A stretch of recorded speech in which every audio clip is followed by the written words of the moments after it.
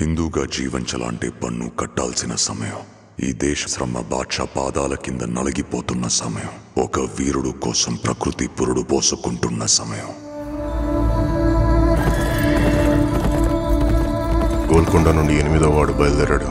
వాడు ప్రాణాలతో ఢిల్లీ చేరుకోకూడదు.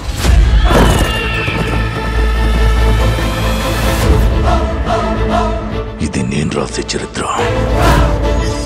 సింహాసనమా, మరణ శాసనమా?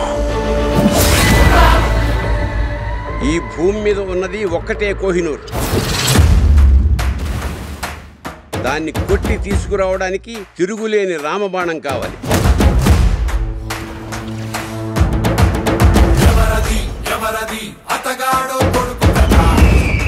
ఇప్పటిదాకా మేకల్ని తినే పులిని చూస్తుంటారు.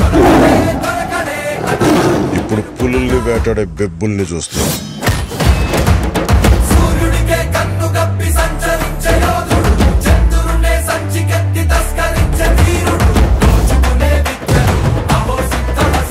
సర్దుకోలేకపోతున్నాను, సాయం చేస్తావా?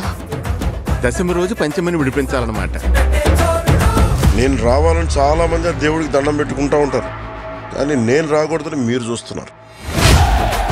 వినాలి, వీరములు చెప్పింది వినాలి.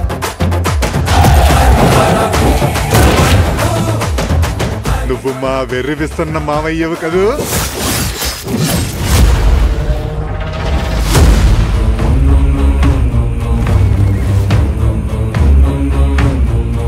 హిందూ దేశం మీద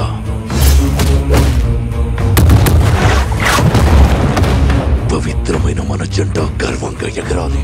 ప్రకృతికి ఇంకో ధర్మం ఉంది ఔరంగజేబ్.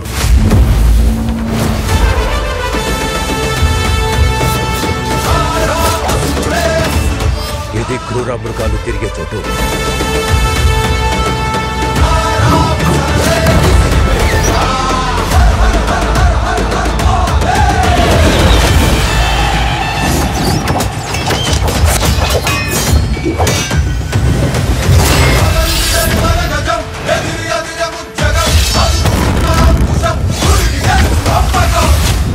ఆంది వచ్చేసింది.